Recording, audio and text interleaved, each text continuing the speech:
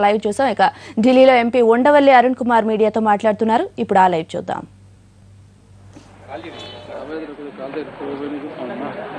మీకు మొదటగా ఒక చిన్న క్లారిఫికేషన్ ఇవ్వాల్సినటువంటి అవసరం ఉంది. మొన్న నేను రాజమండ్రిలో పెట్టినటువంటి సమావేశం తర్వాత ప్రాస కలుస్తోందని చెప్పి నన్ను ఉండవల్లి ఓసరవెల్లి అన్నది బాగా ఎక్కువగా చెప్తున్నారు. ప్రాస కలవటం వల్లే చెప్తున్నారు అనుకుంటున్నాను, కానీ నిజాల మీద ఆధారపడి మాత్రం కాదు. నేను 1975లో కాంగ్రెస్ పార్టీలో చేరాను. 78లో నాకు కాంగ్రెస్ విడిపోయినప్పుడు 78లో నాకు టికెట్ ఇచ్చారు అసెంబ్లీకి పోటీ చేయడానికి. కానీ అండర్ ఏజ్ అయినటువంటి కారణంగా నామినేషన్ వేయడానికి కుదరలేదు. ఏజ్ మార్చి వేయడానికి మనసు ఇష్టపడలేదు. 85లో మళ్ళీ అసెంబ్లీ టికెట్ ఇచ్చారు, బీ ఫారం కూడా ఇచ్చారు.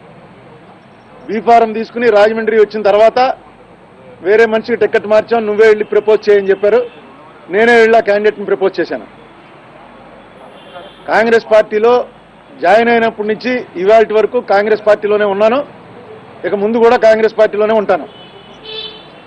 నన్ను ఏ విధంగా ఓసరవెల్లి అని అన్నారో, ఓసరవెల్లి అని పిలిచిన వాళ్ళు ఒకసారి ఆత్మవిమర్శ చేసుకోవాల్సి ఉంటుంది. 96లో కేసీఆర్ గారు మాట్లాడినది క్లియర్గా నేను చూపించి, అయ్యా 96లో 6 సూత్రాల పథకం వద్దు, జోనల్ పద్ధతి వద్దు, స్టేట్ అంతా డెవలప్ అవ్వాలని చెప్పారు మీరని వీడియో చూపించిన, మళ్ళీ ఈ రోజున 2001 నాటికి మారిపోయారు. కారణం ఏంటంటే దానికి సమాధానం చెప్పకుండా 1973లో నువ్వు జయాంధ్ర అన్నావు, ఇప్పుడు ఎందుకు సమైక్యాంధ్ర అంటున్నావు అని అంటున్నారు.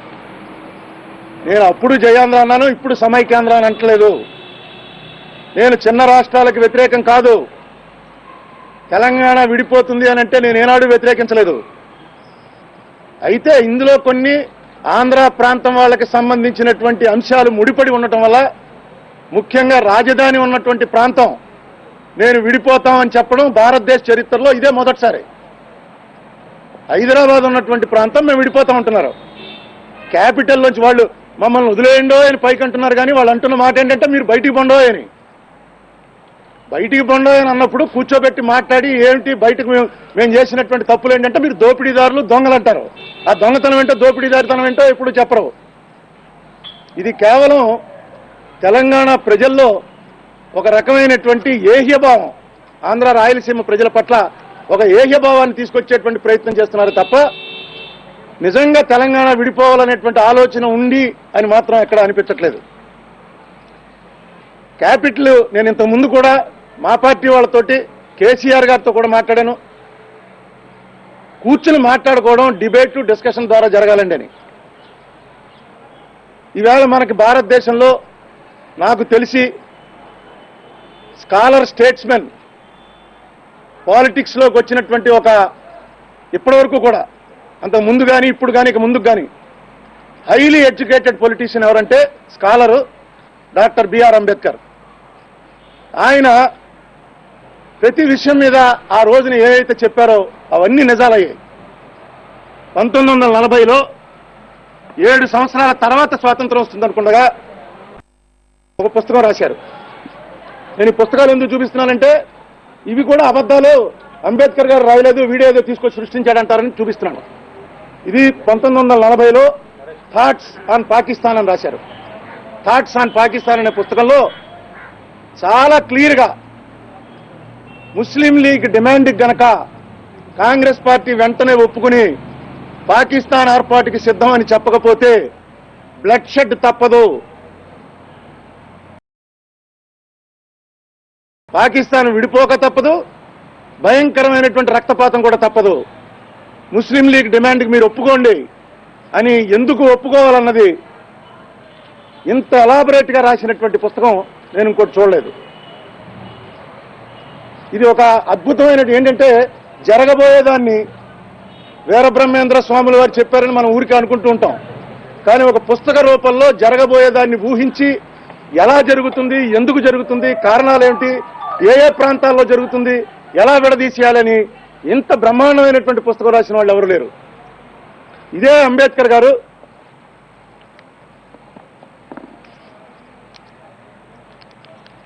థాట్స్ ఆన్ లింగ్విస్టిక్ స్టేట్స్ అని ఇంకో బుక్ రాశారు. ఒరిజినల్సే చూపిస్తున్నాను మీకు. ఈ బుక్ రాసే సమయానికి ఆయన అనారోగ్యంతో ఉన్నారు. 1955లో అప్పుడే స్టేట్స్ రీఆర్గనైజేషన్ కమిషన్ గురించి చర్చ జరుగుతోంది. కమిషన్ రిపోర్ట్ ఇచ్చింది. ఇచ్చినటువంటి నేపథ్యంలో ఆయన రాసినటువంటి పుస్తకం ఇది ఆల్మోస్ట్ ఆయన బయటికి రాలేని బెడ్ రిడెన్ పరిస్థితుల్లోనే డిక్టేట్ చేశారని అనుకుంటున్నాను. ఎందుకంటే ఇది జరిగిన తర్వాత చాలా స్వల్పకాలంలోనే ఆయన దివంగతులయ్యారు. ఆయన రాసినటువంటి పుస్తకంలో ఒకటి యథార్థంగా జరిగింది ఏంటంటే, క్లియర్గా మెన్షన్ చేస్తూ మధ్యప్రదేశ్, ఉత్తరప్రదేశ్, బీహార్ ఈ 3 రాష్ట్రాలు కూడా ఇలా ఉండటానికి కుదరదు అని, ఎలా ఉండాలో ఎంత చిన్నవి చేయాలో వాటిని చాలా క్లియర్గా రాశారు. సరిగ్గా 2000 సంవత్సరంలో అదే జరిగింది. మధ్యప్రదేశ్, బీహార్, ఉత్తరప్రదేశ్ రాష్ట్రాలనే విభజించడం కూడా జరిగింది. ఈయనే హైదరాబాద్ గురించి రాస్తూ India chapter 11 India and the necessity of a second capital, దక్షిణ వారికి ఉత్తరప్రదేశం వారికి ముందు రోజుల్లో స్పర్ధలు వచ్చేటువంటి అవకాశం ఉంది. దక్షిణ భారతదేశం దాని మీద క్లియర్గా ఆయన ఎందుకు స్పర్ధలు వస్తాయి, దానికి అవకాశం ఏంటి,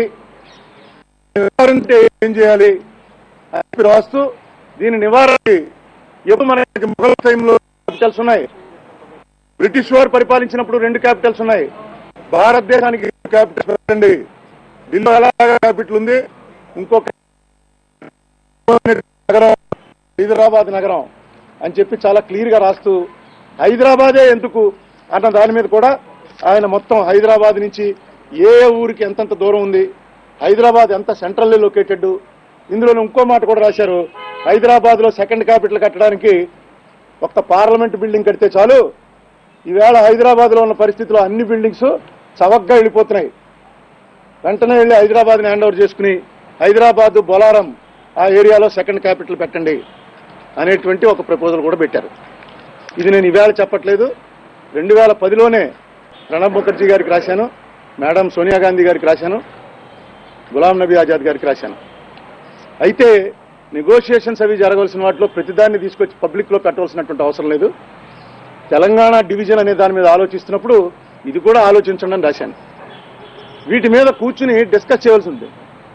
ఎలా చేయాలి, ఇలాంటివి ఇంత ముందు ఏమైనా జరిగాయా, ఇదేం ఫస్ట్ టైం కాదే, ప్రపంచంలో ఇలాంటి విభజనలు చాలా జరిగాయి.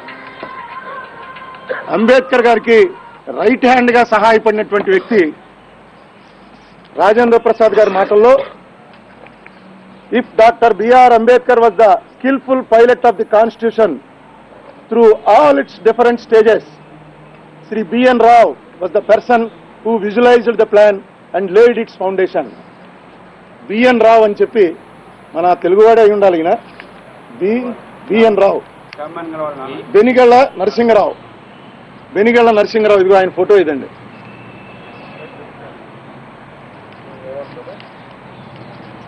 ఈయన ఐసీఎస్ ఆఫీసరు. 1944లో కాశ్మీర్ ప్రధానమంత్రిగా పనిచేశాడు. కాశ్మీర్ అప్పుడు మహారాజు టైంలో తేజ్ బహదూర్ సప్రూ గారు ఈయన ఐసీఎస్ రిటైర్ అయిన తర్వాత నువ్వు ఉండాలని చెప్పి కాశ్మీర్కి ప్రధానమంత్రిగా పెట్టాడు. ఈయన మొత్తం భారతదేశ కాన్స్టిట్యూషన్ ఏర్పడుతున్నప్పుడు రాబోయే సమస్యలు ఏవి ఉన్నాయి, వాటిని ఎలా ఫేస్ చేయాలి అన్న దాని మీద ఒక పెద్ద బుక్ ఒకటి రాశాడు ఆయన. ఈ బుక్లో మొత్తం అన్ని మ్యాపులతో స్టాటిస్టిక్స్తో అన్నీ ఉన్నాయి.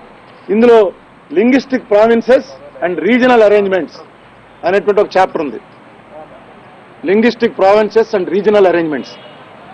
రీజనల్ అరేంజ్మెంట్స్ అంటే ఇప్పుడు ప్రస్తుతం మనం ఫేస్ చేస్తున్నదే, ఎలా రేపు పొద్దున రాబోయేటువంటి సమస్యలకి ఎలా ఫేస్ చేయాలి మనం అనే దాని మీద ఈయన కూడా 1939లోనే ఈ పుస్తకం రాయటం జరిగింది. దీని మీద కంటిన్యూషన్ కలిపారు, అన్ని చేశారు, బుక్గా ప్రింట్ అయ్యారు. రాజేంద్ర ప్రసాద్ గారు ముందు మాట రాశాడు, ఈ బుక్ వచ్చింది. ఇవన్నీ చదివి నేను మా తెలంగాణ ప్రాంత ఎంపీలతోటి మాట్లాడటం జరిగింది. ఒక సందర్భంలో అసదుద్దీన్ ఓవైసీ గారితో డిస్కస్ చేయడం జరిగింది.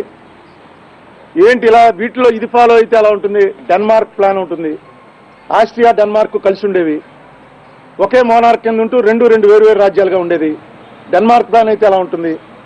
ఇటువంటి చాలా ఉన్నాయి మనకి. ఇవన్నీ కూడా నేను కనిపెట్టింది కాదు, ఎవరో కనిపెట్టినవి కాదు. చరిత్రలో ఇటువంటి క్లిష్టమైనటువంటి సమస్యలు వచ్చినప్పుడు పరిష్కారానికి కూర్చుని పరిష్కారం జరుపుకున్నారు తప్ప ఒక స్టేజ్ వరకు ప్రజల్లో ఉన్నటువంటి తెలంగాణ ఆకాంక్షను ప్రదర్శించే వరకు ఎస్ ఖచ్చితంగా ఇంతమంది ప్రజలు కోరుకుంటున్నారు అని చెప్తారు. కానీ దీంతోటే అవ్వదు.